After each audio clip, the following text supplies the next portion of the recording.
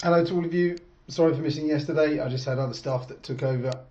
Um, there's, as usual, not a great deal has changed. After all, we've had I don't know, 10% range on Bitcoin since May.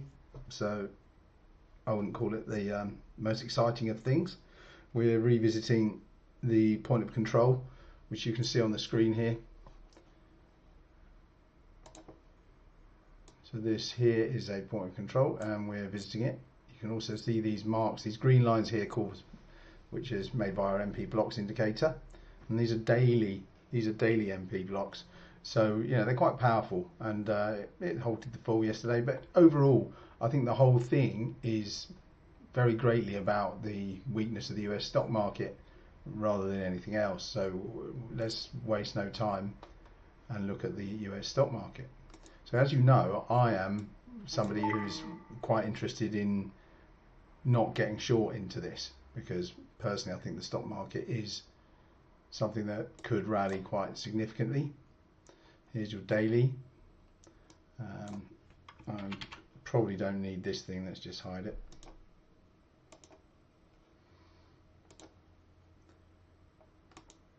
There we go. Okay, so this still looks to me, I mean, it's had quite a deep dip after what Jay Powell said on Friday. It's had quite a deep dip, but it's only dipped not even to the, well, just about to the middle of this, what I call this. So I quite often like to put, you know, if we've had a dip, in fact, I'm just going to get rid of this because I always think these things have some symmetry about them.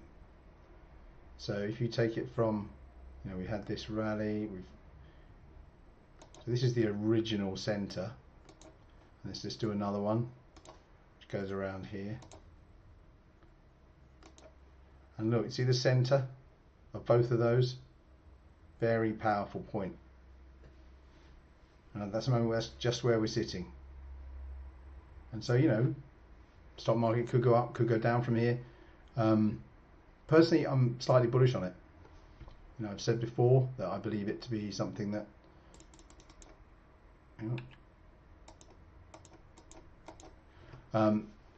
as I've said before, I believe that if the market does go up, it could easily squeeze, and by squeeze I mean squeeze a lot, as in even make a new high out of it, simply because, you know, there's always a delay before the really crap results come in. And if you want to know more about that, just go and look at my ideas. And there is one, it's probably about the 7 or 8th in. I still haven't written the idea I want to write. I want to write one about news flow and how it can really be quite irritatingly useless. I really should have waited for a few days because I believe in a few days we'll be back up to where we were before Jerome Powell said anything at all. And then everyone will realise what I mean by how useless it is. Now, I'm not betting this, but what's it moved? It moved 5%, and I said 5% was the most anything could move.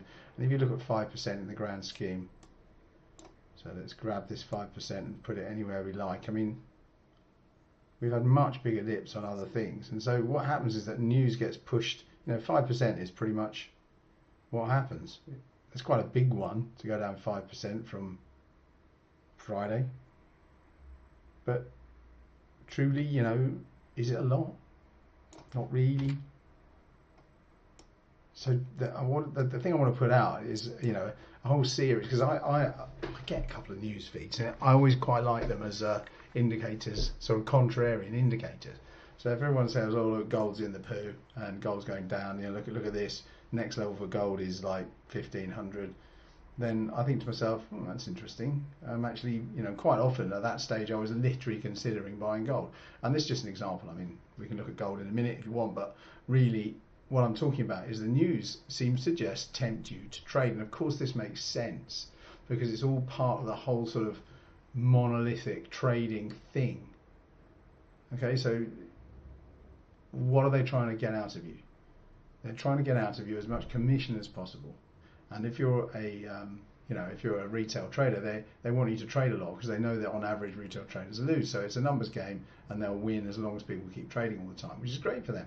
And I kind of want to put out an idea about this, but it's very hard to do without picking on individual commentators. You know, the likes of Idiot Boy Moon Carl and and MMC crypto and all these other nonsense. You know, and TradingView don't really want me to just slag individuals off because it's against their rules, and I can see that, and I haven't got a problem with their rules.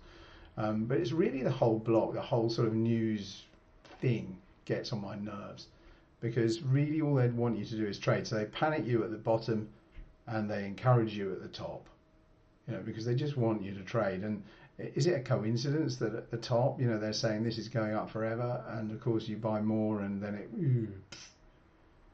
I mean, I did a whole thing on Moon Carl doing it, but that's on YouTube rather than TradingView, because, you know, they take it in view. So anyhow, looking at this, for me, I still think it's looking okay, and this is just a pullback. So in the absence of further really horrific news, we've already got quite a lot of horrific news out there. There are some people starting to talk about, you know, COVID coming back in the fall, or autumn as we call it in civilized countries, and you know, that's kind of doom and gloomy as well. And I'm thinking, well, this is interesting. Why bring that up? What about the fact that, you know, there's a lot of you've got all this inflation worry and all this recession worry, and we haven't really come off very much. I mean, seriously. Previous come-offs have been, that was the COVID one, and yet we bounced quite nicely. Is this a dead cat? I don't know. The jury's still out. I'm just saying, be careful. Don't necessarily assume that it's going down. We need to get these Septembers off here. We did all these Septembers for the last one I did, which is where people were talking about September being a bad month, and it turned out it has been in the past, but you quite often get a rally up to Christmas, I would say. But the thing is, there are so many rallies in the stock market. Having one into Christmas wouldn't surprise anybody. Reload, if you've got black screen, guys, it's a TradingView issue. I don't know why. It occasionally just goes, if you just F5 or reload, if you're watching a Mac, it will come up. Let me just see if there's anything in Orapaste in YouTube says potential upthruster U-turn for DXT. You mean DXY? Okay. Well, yeah, I'm actually bearish of DXY. DXY, for those of you who don't know, is the US dollar index. I'm not really seeing a cast iron Wyckoff here yet. And if there is a Wyckoff here, then it has by no means finished. What I'd like to see, you know, if I'm expecting, if with this is what I'd like to see. I'd like to see it look down here, maybe dip under, and then here, maybe dip over, and then here, and just each time rally less convincingly. That would actually make me more and more happy to get long things like Aussie US, stuff like that. But, you know, I haven't really changed my view. Nothing really much has happened. We've had another rally in Aussie. We've had some collapses in the stock market. And so, you know, the collapse isn't massive though, is it? It's like 100 points. What's that? I don't know, 100 points out of 4,100.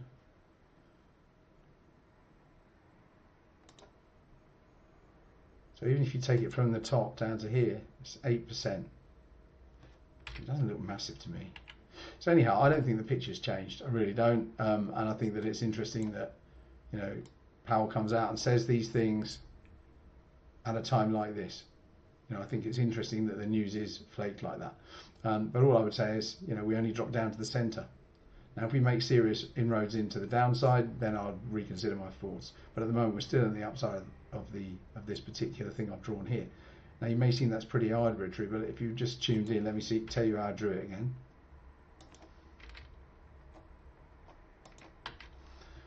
So you take the initial bounce, which was here.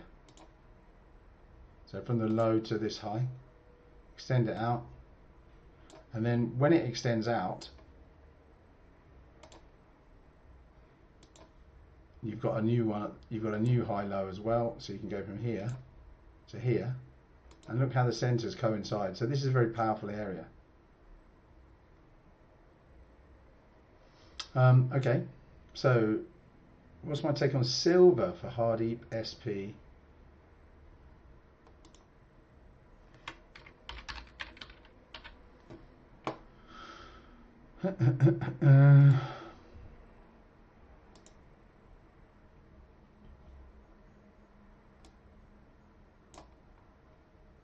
Wow, it's been a while since I looked at this, obviously. And by the way, if you like what I'm talking about and you find it interesting, please subscribe, like, and share this. Because after all, I'm trying to make sense here in a world of people that are just trying to get money off you. I've no idea what I was talking about in any of these things. I was probably looking at a Wyckoff here and looking for it to go higher, and saying not to buy it until it needs to bounce and go higher again. It looks like it's boomed down here, and these MP blocks, this MP blocks indicator certainly seems to know what it's talking about, because we're going to get bounces here. So you can put a line here. I would say that in terms of the economy, I'm relatively bullish. So if you put a gun to my head and said, what do you want to do with silver, I would buy it. Quite like this as a double bottom into all this action here. This is all caused by, we put the favorite indicator on. I really shouldn't be telling you these things, but these indicators are amazing. Come on. Let's take it. Oh, perhaps we've got no volume. No, we've got no volume in silver, so I can't use that one.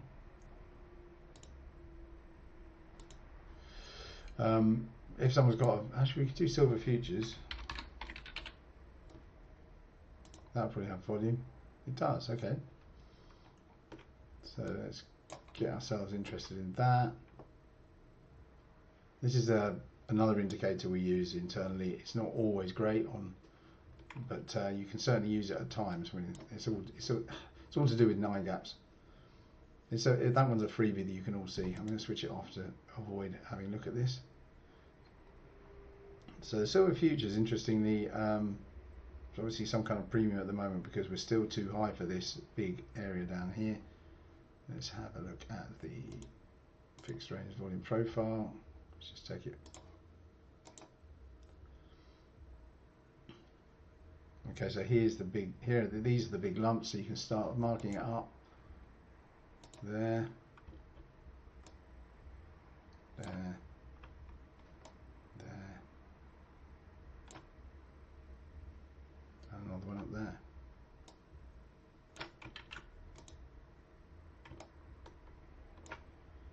Okay, so at the moment we're kind of in no man's land, and you can see there's very little volume around this area. And so it'll either reverse when it reaches this point, which it's at now, and go straight back up. And the next target, so from here, what's this? 53, where are we? 53, 134. It goes, it's almost double to get up to the next one. So it's not what I'm talking about. It's not double. Up to 61. So there you go. That's silver futures. Anybody else for anything? What do I think about GBP? The cable is a cable. Well, as you know, as I've already said, I'm generally bearish of the dollar now. It's reached the point where I'm happy to say I'm bearish. Doesn't mean it's going to go down immediately. In other words, that pounds goes up. Situation in the UK is fairly news driven in that the ridiculous energy prices that everyone's having to pay at the moment, and there is no solution to that at the moment because the government's in turmoil and won't say anything until after it's chosen until the Conservative Party has chosen its new leader. You will not get anything out of them. Best thing we can probably do is go into a weekly and have a look at some. Let's just extend this.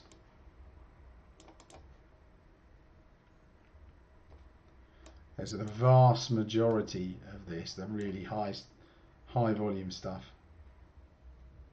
it's all been down here. There isn't really much. Is there any history below? So we're at historic lows. I'm not going to tell you to sell cable. I'm just not going to. That doesn't mean it can't go down. I'm just not going to tell you to sell it. I don't think I would. I'd rather lose money having the right trade, which is a long.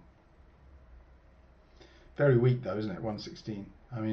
A trader who I respect once told me that you buy the pound at 1 and you sell it at 3. If we go to months, I wonder how right he's been. Was it 1 or 2? I can't remember. I think he said 1 and 3. So we only go back to 1972 there, so it probably means 1 and 2. Well, there is your range. What's that low there is 105, almost parity, unbelievable really. Yeah, 1 to 2. So down here at the low ones, I'm really not going to sell it. Pedro Raffo says, hi Paul, excellent info as always, thanks. Well, that's very kind of you. And Hardeep says, thanks Paul, appreciate it. Are there any more questions? Because after all, there's not massive going on, there really isn't. And I don't want to waste everybody's time here. But I'm happy to answer any more questions if you've got any. Let's go back to the, I quite like the 8-hour view on this. It's a confused picture. I'd say the point of control here is right on that line at 28.29. You've also got the end of the month, so I reckon it will stay higher than the close price on, where's that one over there? Let's put the daily back on so I can get to it. So it'll probably stay higher than 19,800 for tonight. After all, it bounced at the end of July to make sure it was above it, and I think it will do the same tonight if it's below. So again. Right, okay, that's it. No one else is coming up with much. I should be on tomorrow, barring any accidents. Enjoy and take care.